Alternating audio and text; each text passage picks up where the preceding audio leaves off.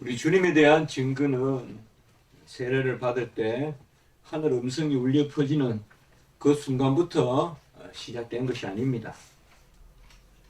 오늘 37절의 말씀에 보면 나를 보내신 아버지께서 친히 나를 위하여 증언하셨느니라 라고 이렇게 말씀하고 있습니다. 이것은 이미 아들이 구약 시대 내내 증언되셨다는 것을 말씀하고 있습니다. 삼위 하나님은 항상 함께 계시며 항상 함께 일하시며 영원하시고 또 영원하십니다. 전으로도 영원하시고 후로도 영원하시고 달리 말하면 전과 후가 없으신 그 하나님이십니다. 우리에게 다 익히 알려지진 않지만 하나님께서는 항상 삼위 하나님으로 계심으로 아들은 아버지를 또 증거하고 아버지는 아들을 또 증언하고 성령은 이 역사를 이루는 이런 것들이 매번 삼위일체의 역사로 나타납니다. 하나님은 스스로 계심으로 스스로 증거하십니다.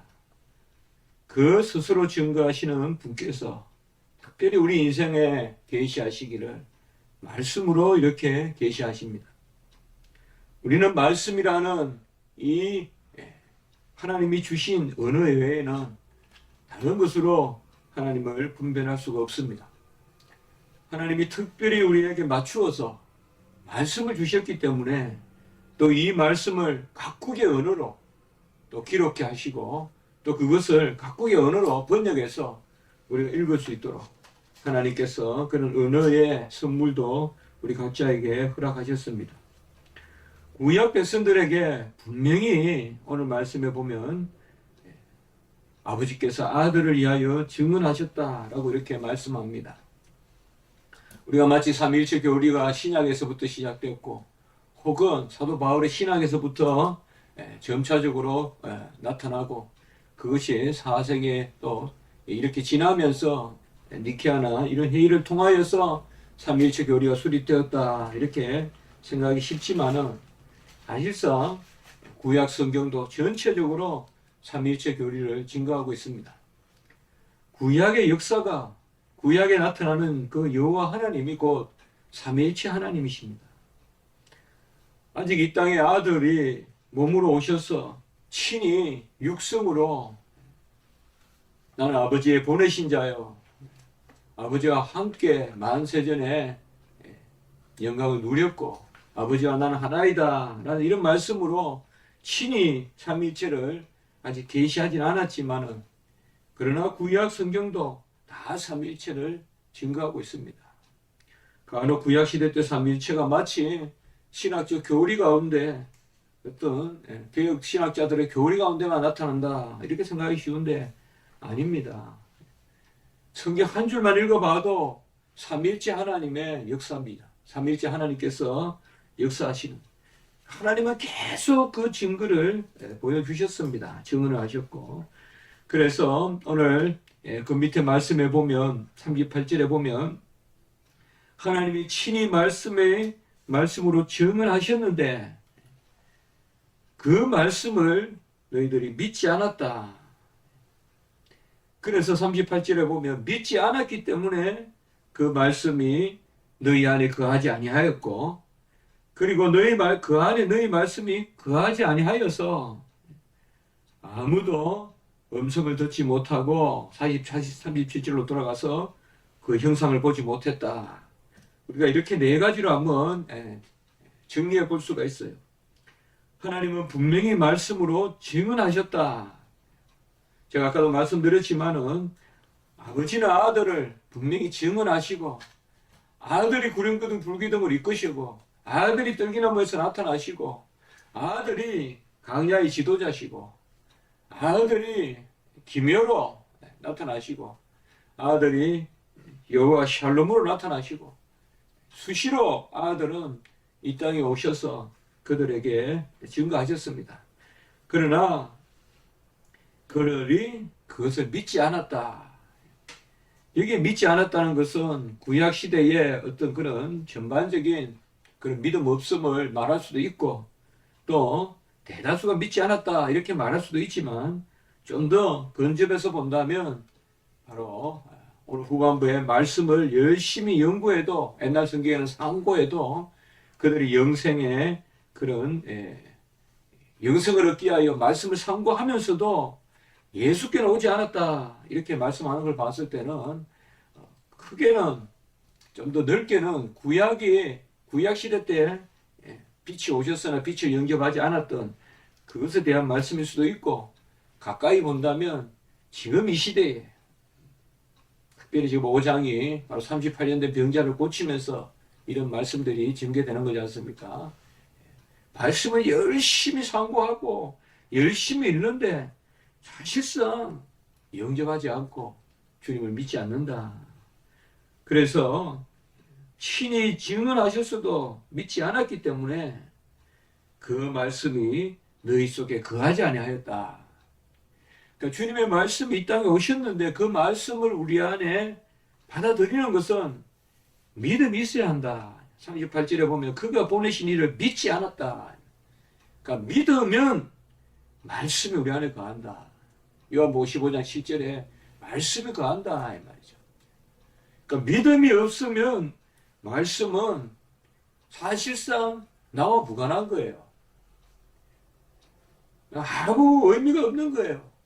믿음으로 말씀을 수납하고 받아들여야 그 말씀이 비로소 나와 관계를 맺고 의미가 있는 것입니다.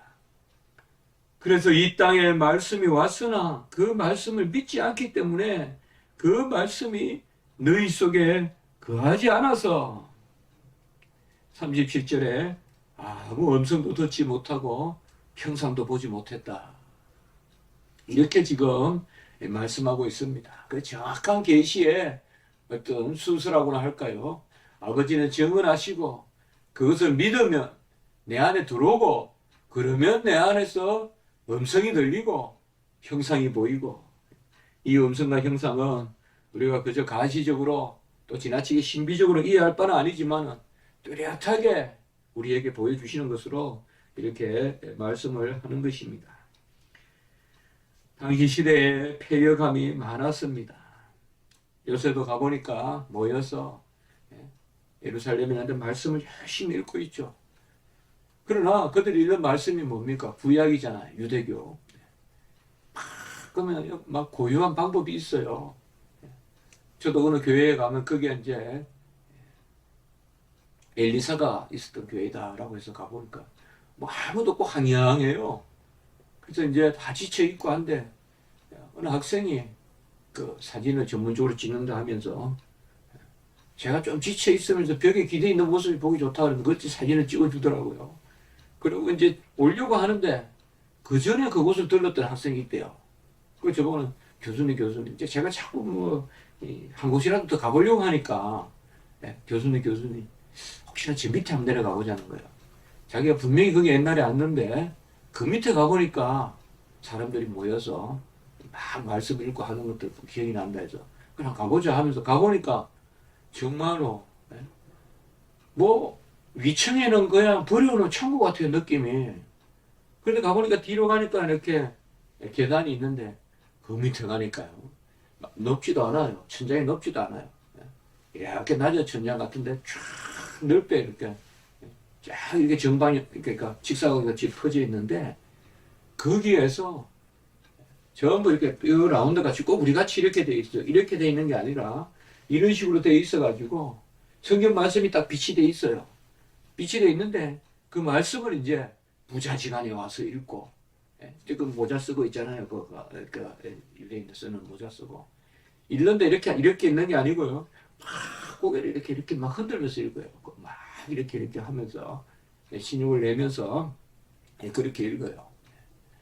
그들이 말씀을 이렇게 열심히 읽어도 오늘 그게 후반부에 보면 바로 말씀을 열심히 연구하거니와 너희가 성경에서 영생을 얻는 줄 알고 성경을 연구하거니와 옛날에 상고한다 그랬죠.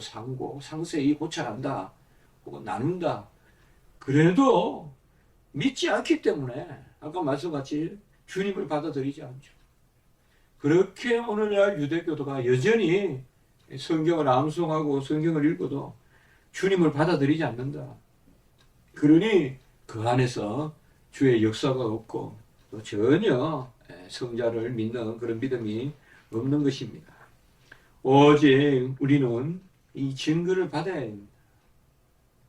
이 증거를 받기 위하여 이제 오순절 성령이 강림하고 오순절 성령이 진리의 영으로 우리에게 들어오시고 어떻게 보면 주님께서는 이 시대적 경륜을 이루시려고 우리에게 구원을 이루신 주님께서 우리가 그것을 지식의 차원에서 보면 이제는 우리 속으로 들어오시려고 강권적으로 들어오시려고 내가 떠나는 것이 유익이다.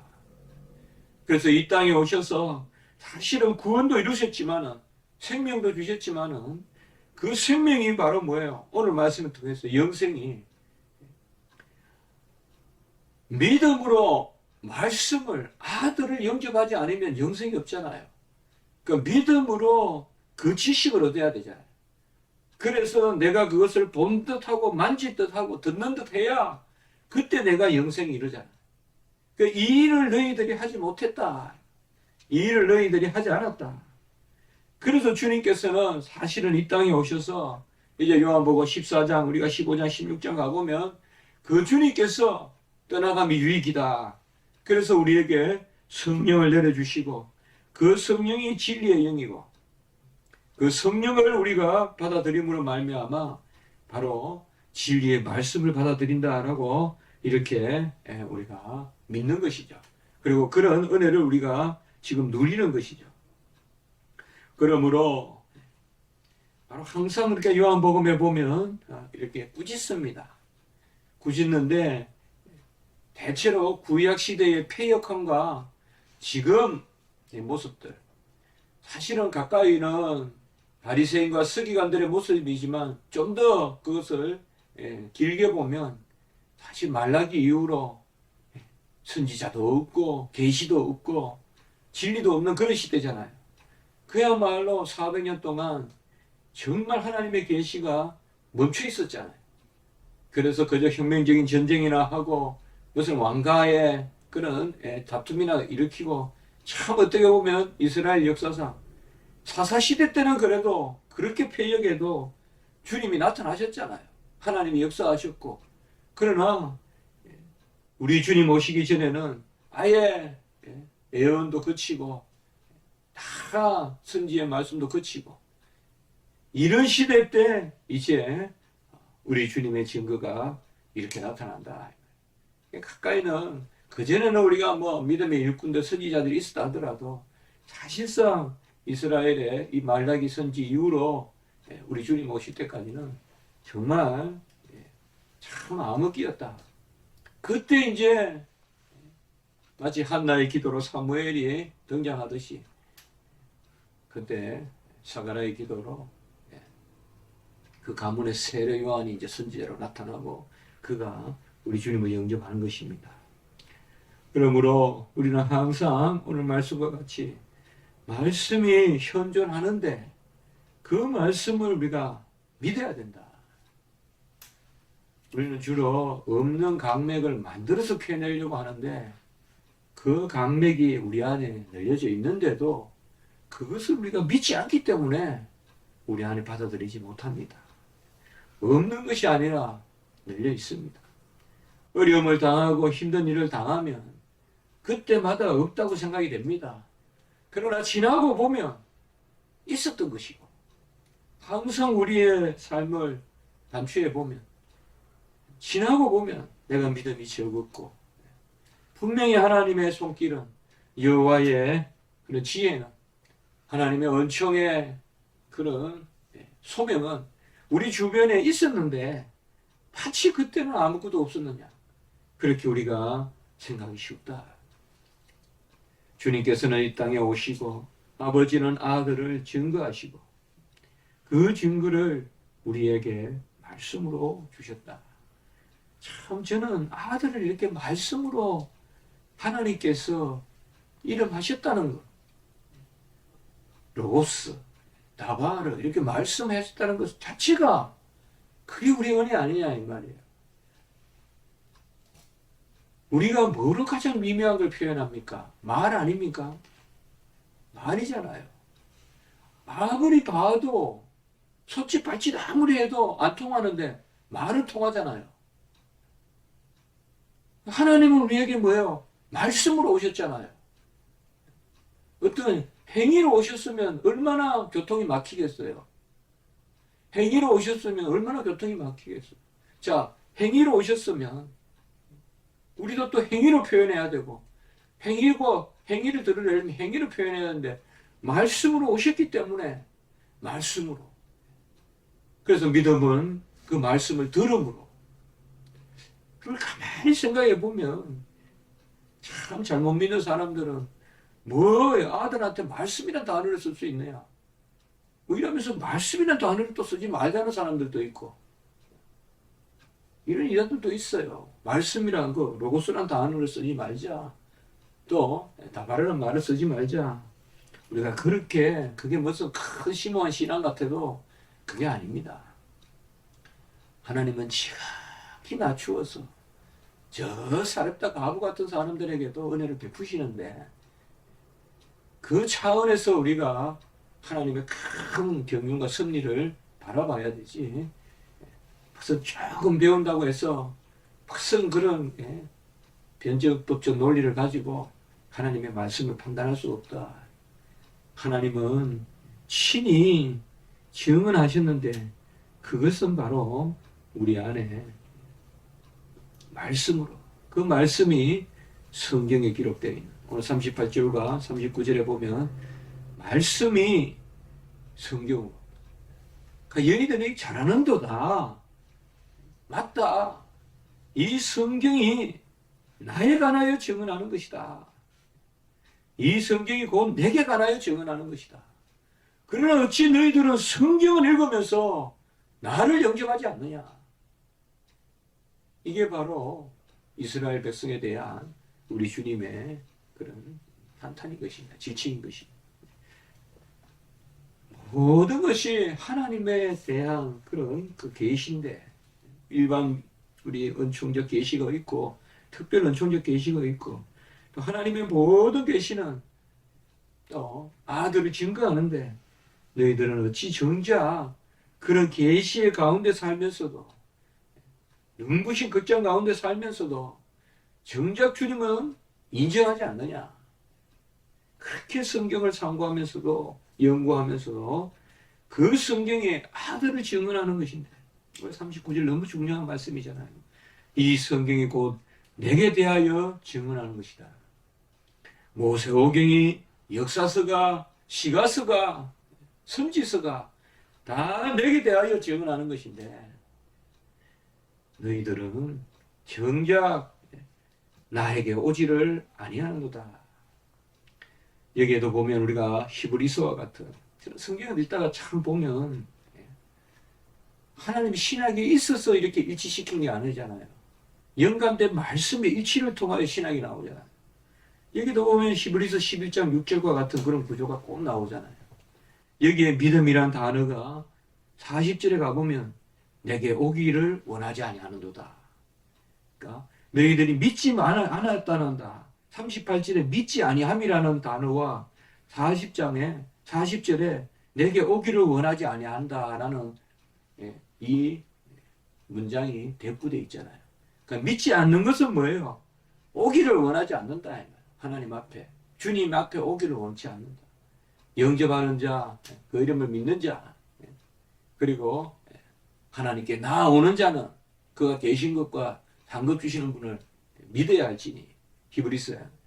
그럼 오늘 여기 말씀에서도, 요한복음 여기 말씀에서도 믿음은 바로 주님께 나아오는 것인데, 계속 주니까는 덩그리를 유지하고 견지하기만 하고 받아들이지 않고 계속 겉돌고 옆으로만 다 부자청년과 같이 옆으로만 탁탁탁탁 그 속으로 들어가지 못하고 부자청년과 같이 장사해야 뭐 장사 치러야 되고 또 뭐 일 있고 뭐 일 있고 일이 빠지고 저일 빠지고 그게 아니라 내게 오기를 원하지 않는다. 우리는 두 가지를 해야 될 것입니다. 말씀을 열심히 연구하고 상고하고 그리고 그 말씀을 조차 주님을 영접하는, 곧 주님께 나아가는 그런 일이 우리에게 있어야 될 줄 믿습니다. 어린아이와 같은 마음을 좋아한다 했잖아요. 무슨 가장 심오한 연구를 해서 결론을 얻어서 관념적으로 아멘 하는 것이 아니라 우리가 말씀을 비밀로 받아들이고, 어디 보면 확실히 몰라도 어린아이가 부모가 주는 빵에 영양을 다 분석합니까? 어떻게? 부모가 그걸 알아서 이거 먹으면 키가 크고 이거 먹으면 건강하고 믿고 먹는 거잖아요. 어린아이 열심히 먹고 그 다음에 그것을 받아들이고, 그게 우리의 신앙의 그런 모습이 아닌가. 그래서 바로 하나님의 말씀을 읽으면서 우리의 마음을 닫아놓지 말고 우리의 마음을 애통하며 또 우리의 마음을 간절히 어린아이와 같이 우리가 바라고 구하면서 주님 앞에 열어놓으면 주님께서 사랑하셔서 그 하나님의 뜻이니 복부수같이 은혜를 주시고 지혜를 주시면 우리가 하나님의 말씀으로 영생의 진리 가운데 거한다. 내게 오기를 원하지 아니하는도다 라는 이런 적극적 거부, 이게 바로 성령을 해방하는 거거든요. 우리는 하나님 앞에 주님이 우리를 계속 부르시는 분, 날마다 동행하시기를 원하고 날마다 우리로 영광 받으시길 원하기 때문에 말씀 한 절을 읽어도 항상 말씀을 읽을 때 내 심령을 열어놔야 돼. 그러하이다, 그러하이다, 그러하이다, 그러하이다. 기도드리겠습니다. 하나님 아버지 감사합니다. 아들을 친히 아버지께서 증언하시고 그 아들을 말씀으로 보내시고 그 말씀을 믿기만 하면 이제 영접하고 그래하여 듣고 보는 듯 형상으로 보는 듯 하게 하신다는 그 은혜를 주시니 감사합니다.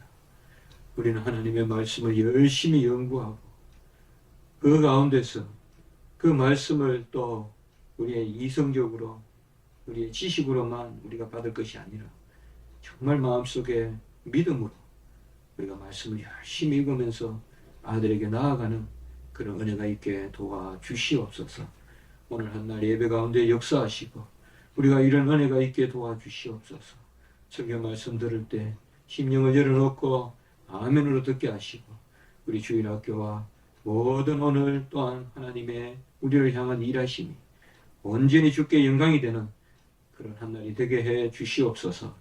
예수님의 이름으로 감사하며 기도드리옵나이다.